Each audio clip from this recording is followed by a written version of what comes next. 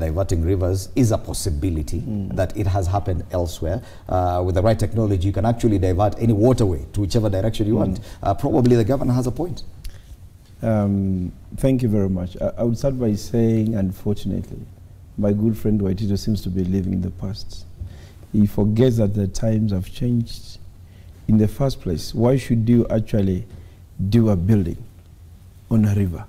You should have used the land where you want the river to pass to do the building in the first place. Why should you honestly want to play God?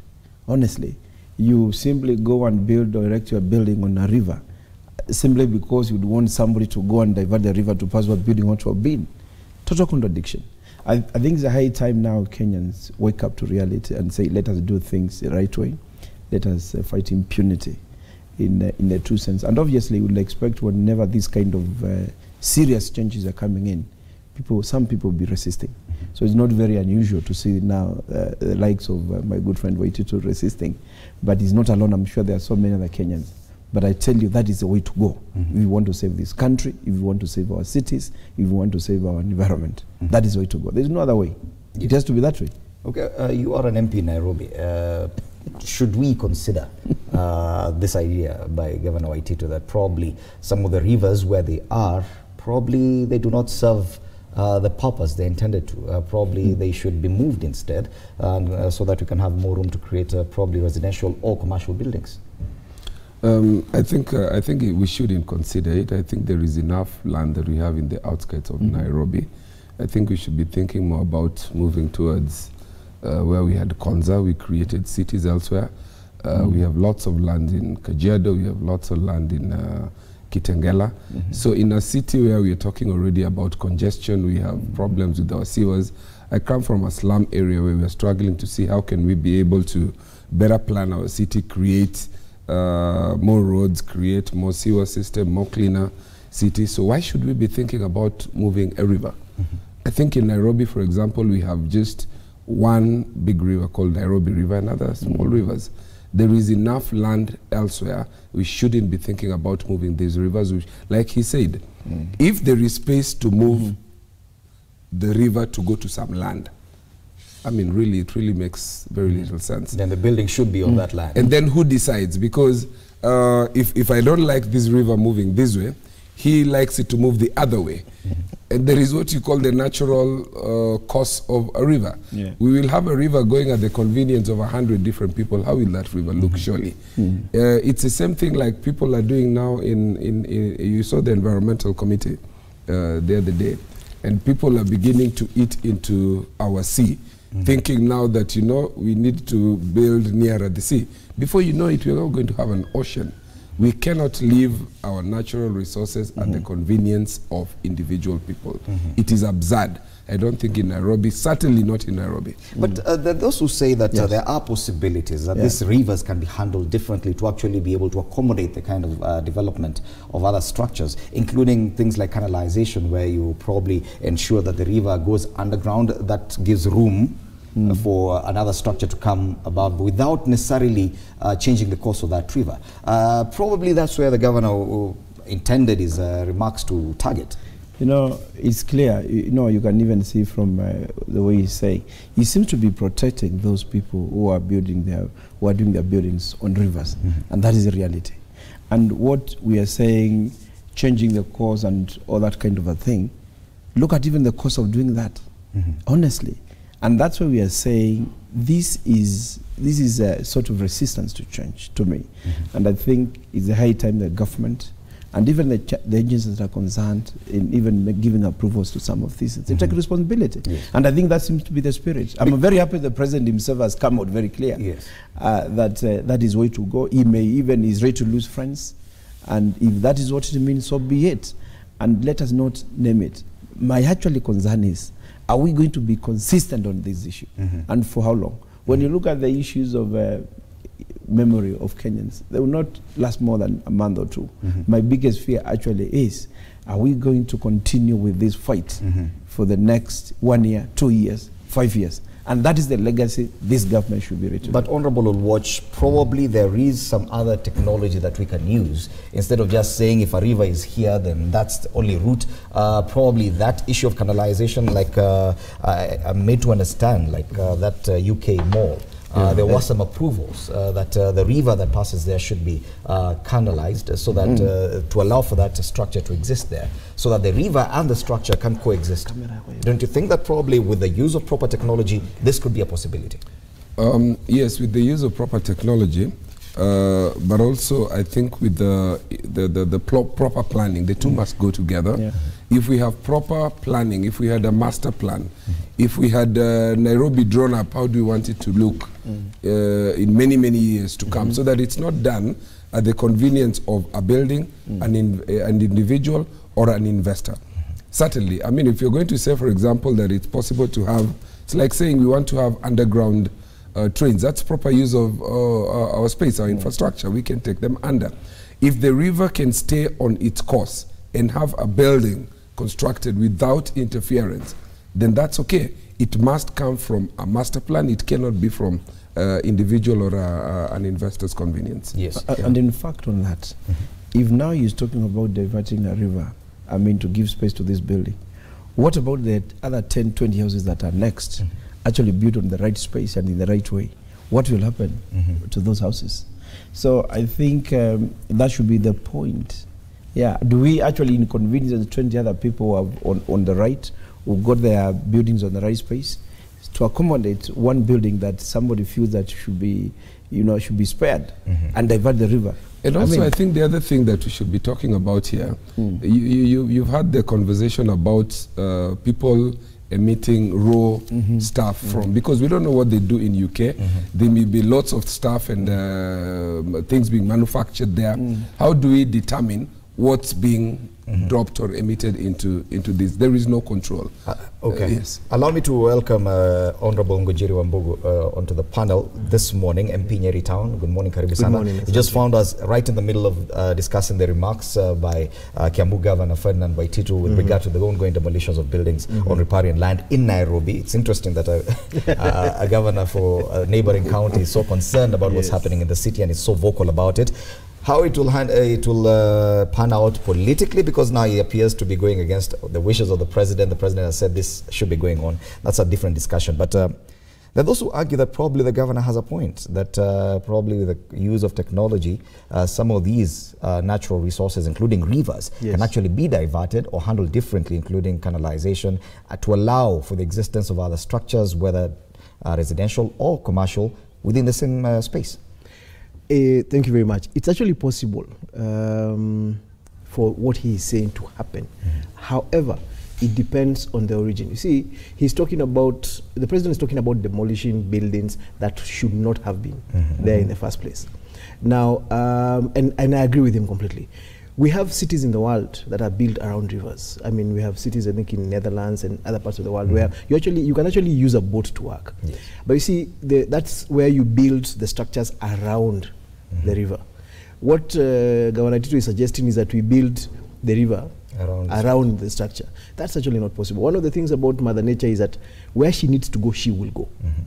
So even if you put up a building, what's going to happen is you're either going to stop the river, it's going to cause damage as it finds its way, which is what we have seen. I mean, we saw some of the buildings, like the one on Langata Road some time back, when there were floods, and we got people losing their lives because the floods were trying to find their way around, and the place where they needed to go was blocked.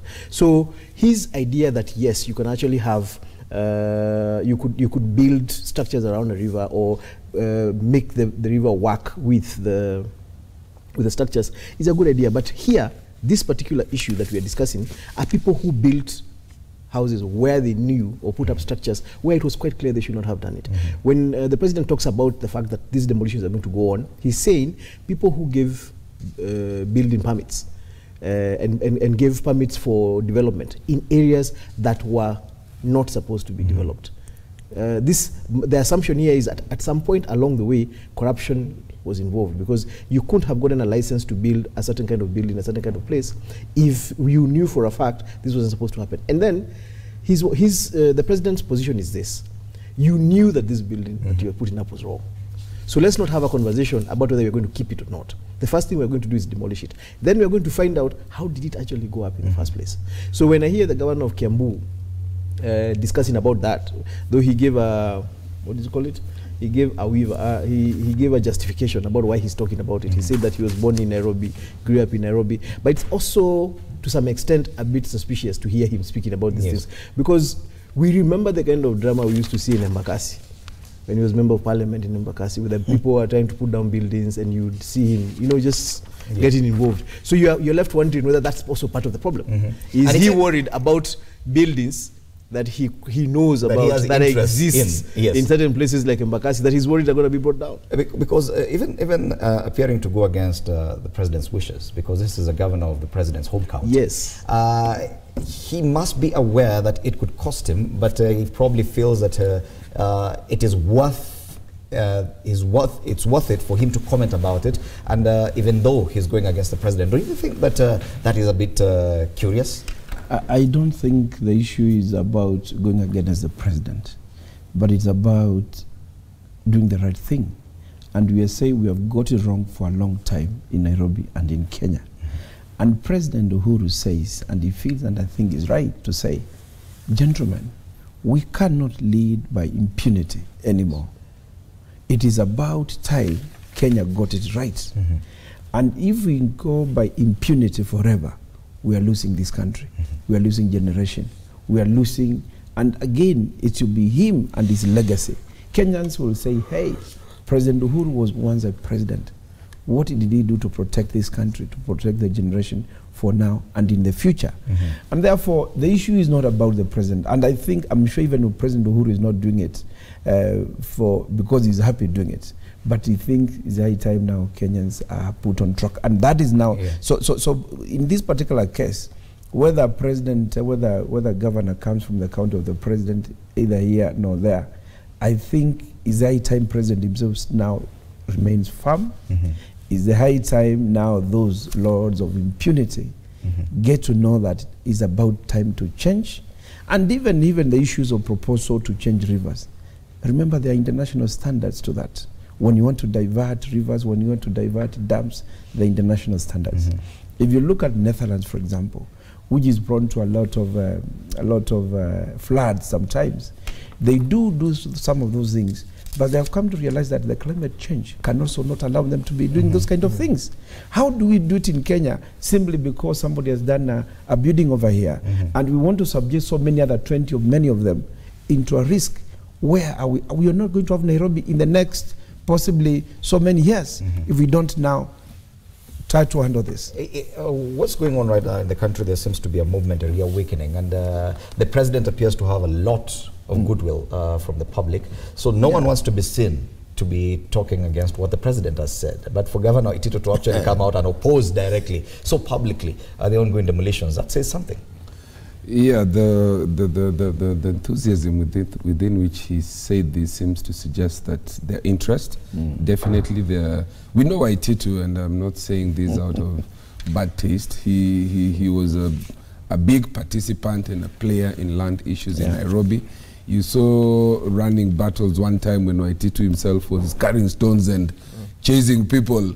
So him and the history with land in Nairobi, there's certainly interests that have been stepped on for him to be able to go against what the president is saying. But I think the public mood at the moment is with the president on the question about fight on corruption, the public mood on the issue about demolition. The only thing I think I should be thinking about here is how humanely we do these things. If we do find somebody is built in the wrong area, we certainly need to think, how do we do it? The conversation shouldn't be about whether or not we should do it. It's about how we do it. It should be done, definitely. But it should be done. Politically, for the governor, don't you think he's putting himself in an awkward position? Because I'm sure there are many other politicians who could be opposed to these demolitions, but are not just coming out publicly to be seen to be talking contrary to what the president has said. It's certainly awkward for him because, as you say, there are many dimensions and dynamics that come, that you have to ask yourself. When you listen to him, you're first asking yourself, this is a governor of Kiambu. Forget about whether it's the president's governor or not. First and foremost, you're discussing issues that affect another county which you left. So personally, I am nearly convinced that there must be a personal effect to Waititu within these demolitions. I think, and maybe we'll be proved wrong at some point, I suspect that as these demolitions go on, there's going to be a point at which it's actually going to affect him personally. And what he's trying to do is preempt it. And he's thinking, look, guys, we don't have to do this. We can move the rivers. You can charge the owner of the building for the river. But then, as my brother Maluki says here, it's not just about the owner of the building. Rivers are not, they don't start in somebody's compound and end in the next person's compound. Rivers start from way up and then go way down. So when you're thinking about what you're doing with this building, you cannot say, it doesn't matter how much the building is worth. You're affecting not only the lives of literally, most probably millions of people down that trail, but you're also affecting the lives of generations. Because that river is going to be there long after the building is gone, was there long before the building was gone. And then finally, it's important for us to understand that these buildings are actually the physical manifestation of corruption and impunity over the years.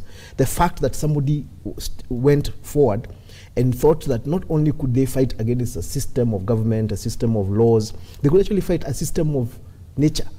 You actually believed you could put up a building that was in a place that nature uses for purpose of moving water, and think you could get away with it. It's really the biggest manifestation of that fact that you think you can get away with nearly anything that you want. But you'll be surprised that Waititu must have checked with maybe constituents. You'll be surprised maybe majority of the owners of this are part of the constituency. He must be speaking on behalf of someone. He must be speaking for it's not just for so he himself. could be actually now talking politics, talking to his constituents, saying, hey, people who I'm funded defending his you. campaign. Look at precisely.